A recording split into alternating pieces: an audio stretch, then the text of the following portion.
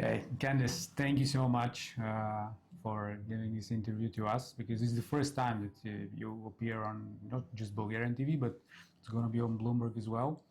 I'm pretty happy to have you here as a speaker as well. And congratulations about your role in ACI World. Well, thank you. It's so good to talk to you. Yeah, it's the first women in charge of this very large and important international organization. So, what are your feelings taking over control of, we can surely say, most of the world's airports? Well, look, it was such a great honor to be elected. I'm chair of the board of Airport Council International. It's an advocacy organization that represents 95% of all the commercial airports in the world. So it's a huge honor, but a huge responsibility. And being the first woman chair, was something that I was really pleased when my fellow board members elected me. From what I'm seeing and what is going on in the world nowadays, it's quite turbulent. So what will be the role of such an advocacy organization to calm things down and actually put them into the right perspective? So ACI is an organization that has 5 regions around the world and then is headquartered in Montreal. So the goal of ACI World is to coordinate amongst those regions, find commonality, and advocate particularly at the ICAO level, right? Certain things like airport decarbonization, talking about the role of safety, talking about the role of slots, figuring out how do you get more people involved in the aviation sector.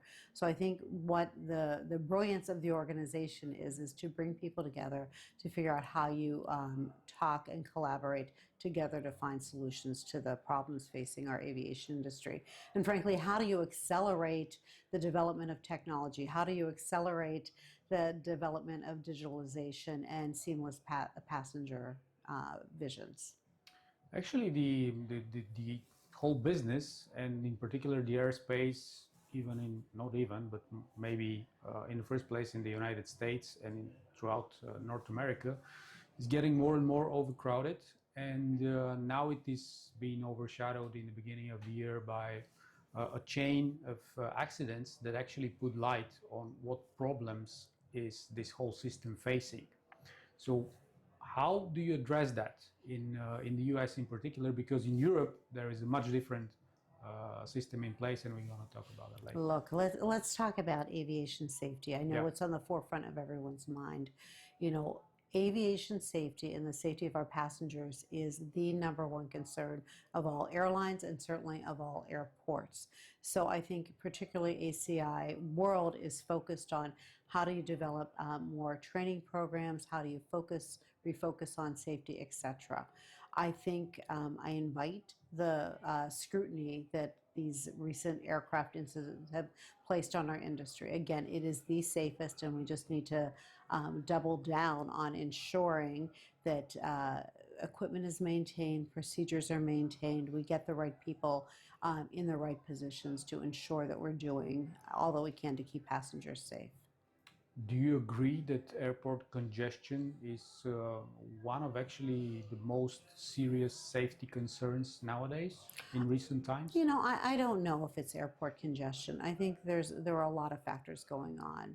We've had a lot of retirements post-pandemic, and so I think, we were sort of a quiet industry during the pandemic. Now everything is burgeoning again, and you have a lot of newer personnel that have been involved with air traffic control, newer pilots, etc. And it's just a matter of getting everybody comfortable again with the number of flights that are out there. Yeah, looking back on that situation, and you can reflect pretty well on that because you were in the forefront of the whole pandemic situation as head of Cincinnati Airport, which continued to work, not 100%, but to a great extent because of the cargo business that you host there. So looking back, do you think it was a mistake on part of the operators, of the airlines, of the whole industry, of the industry as a whole, to put off so many people in terms of human resource that they cannot get back now when they're needed? So, my situation in Cincinnati was different than many airports around the world. We were fortunate that we didn't have to lay off any Yep. employees. That was our number one message to employees, that we would find a way to keep you employed. In Cincinnati, we're blessed to have a high volume of cargo traffic. So while our passenger volumes plummeted like everyone else, our cargo passenger traffic actually increased. Now, it's easy as they call it in the U.S. an armchair quarterback, right? To look backwards and say, did we make the right decisions? I think everyone made the decisions that they did at the time with the best information they had. Hopefully, we have learned from that. Hopefully, we won't face another global pandemic, but situations will arise in the future, and I hope we have some lessons learned about the importance of retaining quality professionals in our industry. Yeah, hopefully as well, everybody has done their homework. Now we're not facing a pandemic, but we're facing a different type of crisis with the so-called trade wars that are, well, not starting, but already raging. I think they're flourishing, unfortunately. Exactly. So how do we handle that? Because that happened in the past. Have we learned our mistakes and we are on the brink of repeating them or not? Or doing another one? I don't know. Let's hope we go back and revisit history. I think history has proven that free trade only improves economies, and I would hope cooler minds prevail as we move forward, and that we recognize that this globe of ours is very interconnected, and we have to facilitate trade and travel in order to grow economies. Yeah, I don't want to blame anyone, especially administrations around the world and in the US. But do you think there needs to be a sane voice which advises the administration that aviation is actually a major part of this issue, and if there is a trade war, there are going to be much more losses than gains? Look, I have great faith that there are wise minds that will be sitting around the table advising the administration in Washington about the importance of trade and travel. And I believe that the administration would recognize the importance to the GDPs of not only the U.S., but globally, of what trade and travel means in terms of employment, in terms of just being able to movement of people and goods. And I think, cooler heads will prevail over time, I would hope, and things will settle out, and we'll get back to a new normal. Now, a little change of hats. As a passenger, I know that you've traveled quite a while to reach Cluj-Napoca here in Romania from the States. What was your experience with the various airlines and airports that you visited in that process?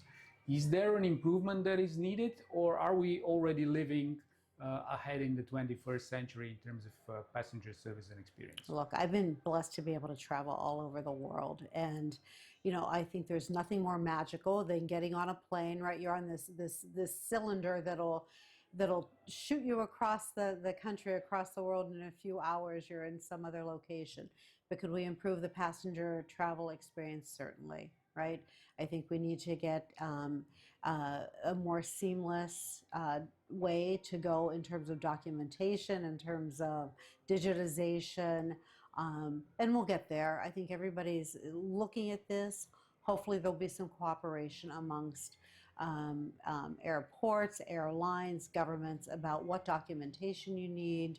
Can we make this more seamless? The e-gates, the electronic entry, fabulous, right? And the more we can start perfecting that, I think the easier we'll make it for the traveler.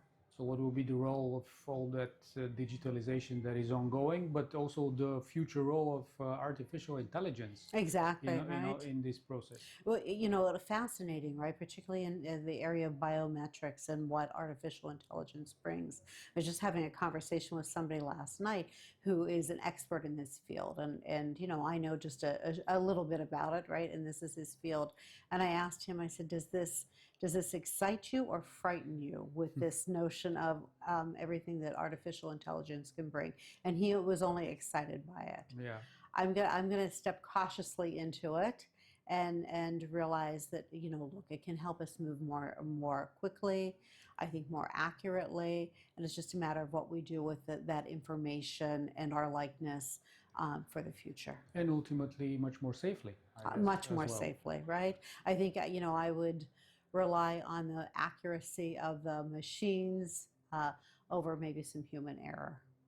Does that mean that there's going to be a huge change and transformation in how the industry looks and thinks? I would think, Most right, of it. over the coming years, if we'll be adaptive to it. You know, as I said, aviation is such an interesting industry, right? It's a young industry, and for us to have come so far so quickly, but Yeah. that only relies on us embracing new technology and figuring out how we can make it work for us. And I hope we don't become so bogged down that we aren't able to embrace this new technology. Relatively young, let's say 100 years already. Yeah, but Yeah, but wiser. but 100 years to think from you know, horse and buggy to the car to an airplane, and where we are just with the first flight at Kitty Hawk just 100 or so years ago. Now look at the connectivity we have. Who would have dreamed that, you know, somebody from Cincinnati could have woken up in one morning and within the next day be halfway around the world participating with people globally from other parts of the world. I mean, it's a magical industry. Yeah, exactly. There is another magic happening now, especially in the last few years and maybe decades, and it's the way that people started thinking about equality in the workplace. And as the first woman in charge of such a large organization as ACI World, uh, I want to ask you, I'm very keen to ask you about the role of women in aviation, because I see a lot of a new breed of women managers who are actually doing a great job, not just as managers of airports, but airlines as well, even in the cockpit. So as an advocate of that, what do you think the future role of women will be, and is there a threat to that new understanding that we have because of everything that is happening in the world politically? Look, I think women are capable, competent leaders who have always been capable and competent of doing the job. It was just a matter of access and the ability to be given the opportunity for a seat around the table. I can tell you, frankly, now that I have my seat at the table, my role is to bring more women in and create space. Same thing for people of color or other disadvantaged groups that have traditionally not been in this industry. This is a marvelous industry that needs competent, capable people from all backgrounds, all walks of life.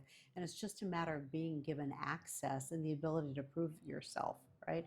And so this industry has been very good to me, and I intend to make sure that women and other disadvantaged groups, traditionally disadvantaged groups, still have a seat at the table. Yeah, we still see hurdles, Sure, unfortunately, on an administrative level, especially in the US, but also here in Europe.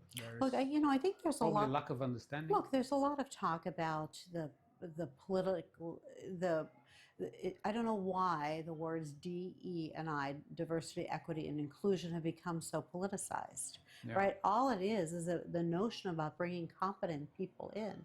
Nobody's ever advocated that an incompetent person should have a seat at the table. It's just a matter that traditionally women or some minority groups have not been given the access. Yeah. And all we want to do is make sure people have the ability to prove themselves around the table. So I guess many people, leaders and politicians are missing the point here, because it's not about giving access to somebody who is incapable, but rather the other way around. And instead of promoting the so-called traditional values, we need to think about what traditional values are. And Look, these are to be equal and give each and every one an equal opportunity to shine, right? 100%. I think, look, that's what we all want. Nobody has ever advocated, you know, promoting someone who is incompetent. I would certainly never encourage that. But every woman leader I know, every person of a disadvantaged minority group that is sitting at the table has earned their place. They have proven themselves to be competent leaders. And I would hope we don't turn away from giving people a chance to prove themselves. And, you know, there's an expression, the best and the brightest, right? And that's what we want to ensure, particularly in this industry where we take passenger safety is so earnestly, that we need to focus on. You need the best and the brightest to focus on delivering people and goods from place to place in a safe, efficient manner. Last but not least, regulations. Do you think it is going to be even more difficult now to harmonize the regulations between the various regions in the world? I think it's a difficult task, right? It's always been a difficult task. And this rise globally of renewed nationalism, I don't know if it will be harmful or helpful to that effort.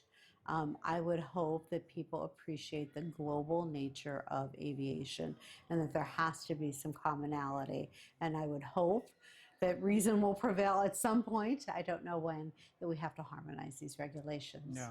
So it's a tough job ahead for you. It's a tough job ahead for all of us in the industry, that's right? the role of ACI. But that is the role of ACI, right, is to be the global advocate for airports and our passengers at the international global level, particularly in front of ICAO, who I think understands this, and they've been a great partner with ACI.